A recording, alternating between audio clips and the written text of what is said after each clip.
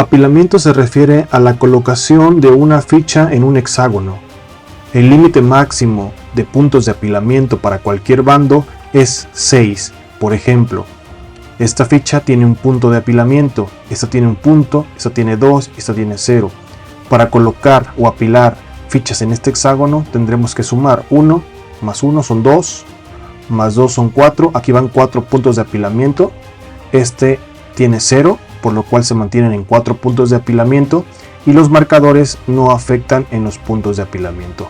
Por ende, este apilamiento es legal acorde a las reglas. Vamos a revisar las consideraciones para hacer un apilamiento utilizando algunas fichas marcadas con contorno blanco que son fichas de apilamiento libre. Vamos a suponer que queremos hacer un stack en el hexágono 2913. Colocamos en este lugar a esta infantería motorizada, la cual tiene un punto de apilamiento. Después agregamos este Panzer 4 que tiene contorno blanco, por lo cual es una ficha de apilamiento libre. Esta ficha no sumaría puntos de apilamiento al stack, entonces al colocarla encima seguiríamos teniendo un punto de apilamiento. Más 2, 3 puntos. Más 1, 4 puntos. Esta ficha también es de apilamiento libre. Sin embargo, como ya hemos colocado una ficha de apilamiento libre de contorno blanco en este mismo stack, la siguiente ficha, en la siguiente silueta de tanque que coloquemos, tendrá el costo de 1. Aquí tendremos un stack de 5 puntos. Y por último, tendremos esta ficha de artillería, la cual también es de apilamiento libre, sin embargo, tiene marcado como punto de apilamiento 0. Por ende, aunque sea ficha de apilamiento libre, esta ficha no suma. Así tendríamos un stack de 5 puntos en total y sería un stack, aunque grande, legal para las reglas del juego. Vamos a ver las restricciones sobre el límite de apilamiento. Si yo tengo esta infantería motorizada en este hexágono y cuenta con 3 puntos de apilamiento, voy sumando 3 y 1 son 4 puntos de apilamiento. Y 2, 6 puntos de apilamiento. Significaría que yo he alcanzado el límite. La única manera de exceder ese límite es si yo estoy en el transcurso del movimiento. Por ejemplo, si transito por esta carretera y estoy en el curso de un movimiento. También podría sobrepasarlo si estoy en retirada o si estoy avanzando tras el combate. Al final de la fase de combate o de movimiento, si esta pila está excediendo los 6 puntos, tengo que eliminar la cantidad de unidades necesaria para satisfacer los 6 puntos. En este caso, al haber ya aquí 7 puntos de apilamiento, tendría que eliminar una unidad, en este caso esta, para que el stack quede con los 6 puntos que el reglamento solicita.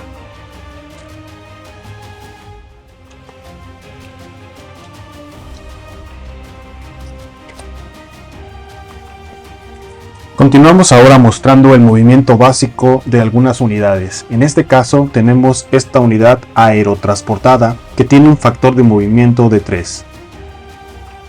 Entonces el máximo de puntos de movimiento que podría gastar serían 3. Veamos un ejemplo. 1, 2, 3.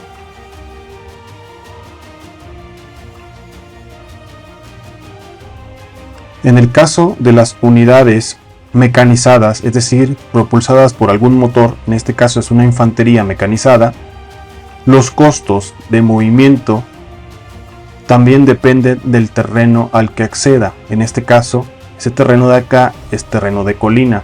Para una unidad mecanizada, el costo por avance dentro de la colina es de 2 puntos. Entonces, si esta unidad desease moverse hacia arriba de la colina, le costaría 2 puntos. Si se quisiera volver a mover, le costaría otros 2 puntos, dando un total de 4 puntos. Ya no podría seguir avanzando, dado que su factor de movimiento es solamente de 5 puntos. No le alcanzaría para seguir moviéndose y esta unidad acabaría su movimiento en esta posición. Las unidades se pueden mover de manera individual o en apilamiento o stack. Cuando se mueven como stack o como apilamiento, su velocidad es igual al factor de movimiento de la unidad más lenta. En este caso, este apilamiento solo se podría mover 3 puntos. Sería 1, 2 y 3. También, cuando movemos por apilamientos, podríamos ir dejando en el camino unidades. Por ejemplo, 1, 2, 3. Aquí serían 3 puntos, pero como esta unidad aún tiene 2 puntos más, podría seguirse moviendo al siguiente hexágono de colina. Una unidad o apilamiento no puede entrar a un hexágono ocupado por una unidad enemiga. Por ende, esta unidad solo podría moverse a este hexágono y tendría que detener su movimiento en este y no podría ingresar al siguiente hexágono dado que una unidad enemiga lo está ocupando. Una unidad mecanizada puede beneficiarse del movimiento o del bono por carretera. Existen dos tipos de carretera. La carretera primaria, que es esta, que está marcada con un café oscuro, y la carretera secundaria, que son estas que están marcadas con líneas discontinuas. El moverse por una carretera primaria cuesta 1/3 de punto de movimiento. Significa que por cada punto de movimiento que tenga la unidad puede moverse 3 espacios o 3 hexágonos. Sería 1, 2, 3. Aquí sería un punto de movimiento al recorrer esta carretera. Si se quiere mover por una carretera secundaria, secondary road, le costará una tasa de 1/2 de punto de movimiento. Entonces, si se quiere mover por esta carretera secundaria, se movería 1, 2 y aquí gastaría un punto de movimiento. 1, 2 y gastaría aquí en total 2 puntos de movimiento. 1, 2 y aquí gastaría en total 3 puntos de movimiento. Una unidad puede declarar movimiento extendido. Cuando declara movimiento extendido, puede extender su factor de movimiento en 3 puntos. Esta unidad de paracaidistas, en este caso, tiene 3 puntos de factor de movimiento. Si declara movimiento extendido, podría moverse hasta 6 puntos de movimiento.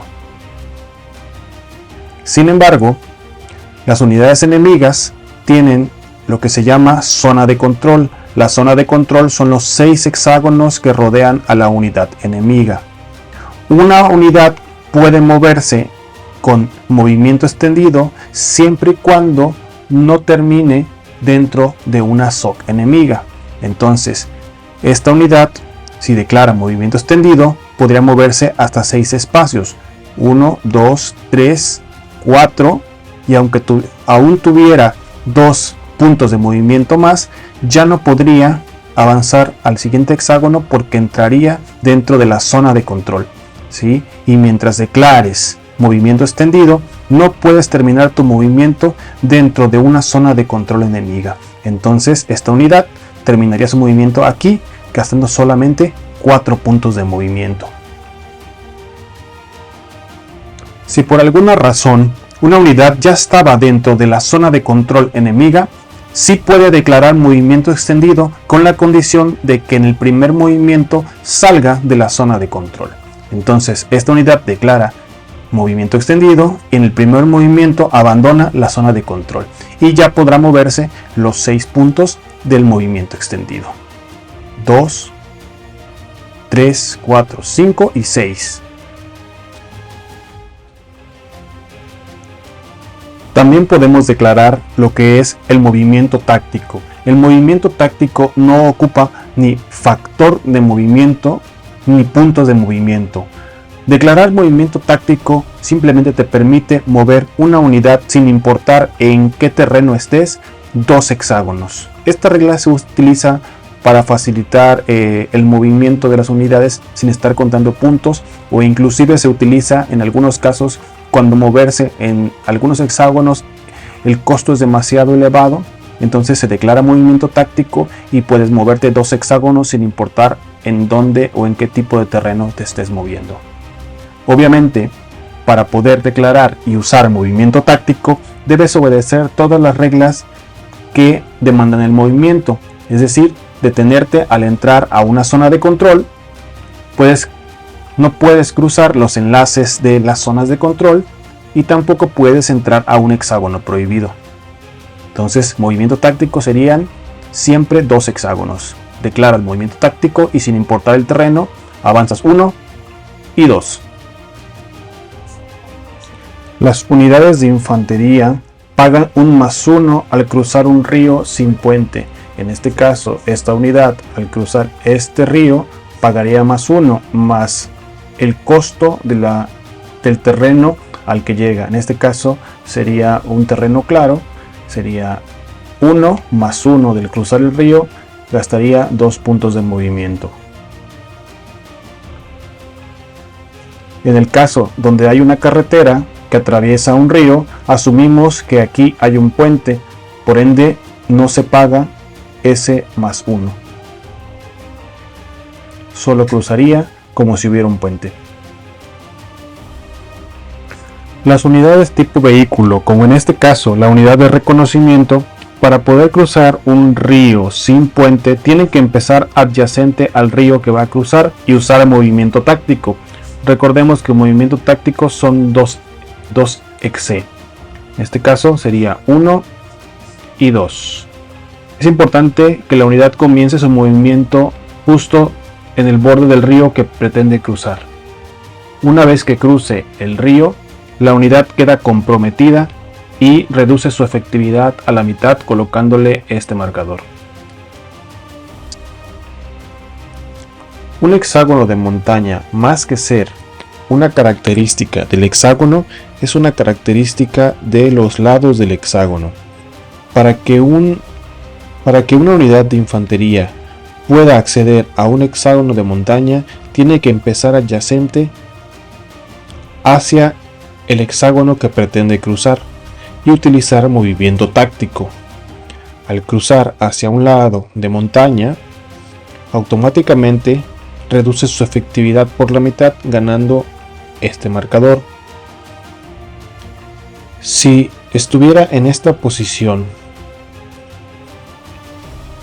la infantería cruzaría el exe de montaña y tendría que detenerse, porque no podría seguir su movimiento hacia otro hexágono, puesto que solo se puede cruzar un lado del hexágono de montaña una vez por turno.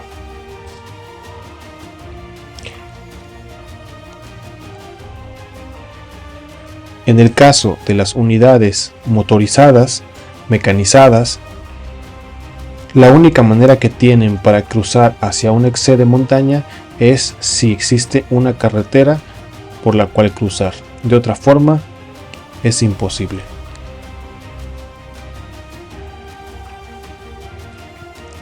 Hasta 2 unidades no mecanizadas alemanas que estén en línea de abastecimiento pueden utilizar el marcador de camión para moverse hasta 5 puntos de movimiento como si fueran unidades mecanizadas, pudiendo aprovechar los bonos por carretera. Mientras tengan el marcador de camión, su fuerza de ataque va a ser 0. Todos los marcadores de camión son retirados hasta la fase de recuperación. La zona de control, recordemos que son los 6 hexágonos que se extienden en todas las orillas de una unidad. Si la unidad es de infantería, los exe de la zona de control se extienden hacia todas direcciones, excepto cuando se encuentra en la orilla del mar. La zona de control no se extiende hacia la zona de mar.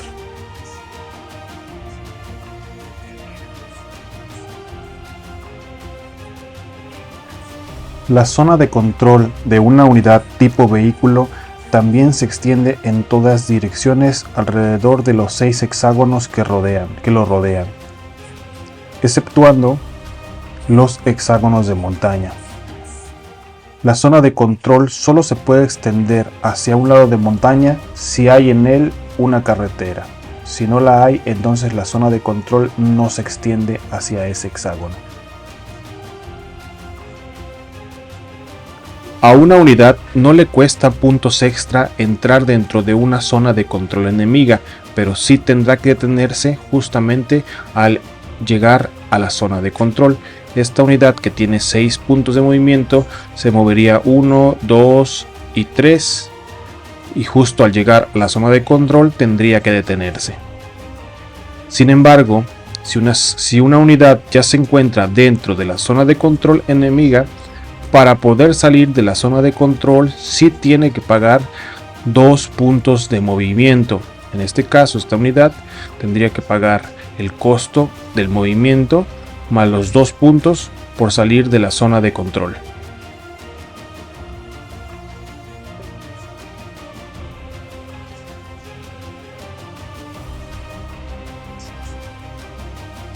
Una unidad, al salir de la zona de control enemiga y pagando sus 2 puntos extra, puede abandonarla y puede entrar en otra zona de control siempre y cuando se detenga justo al estar en la zona.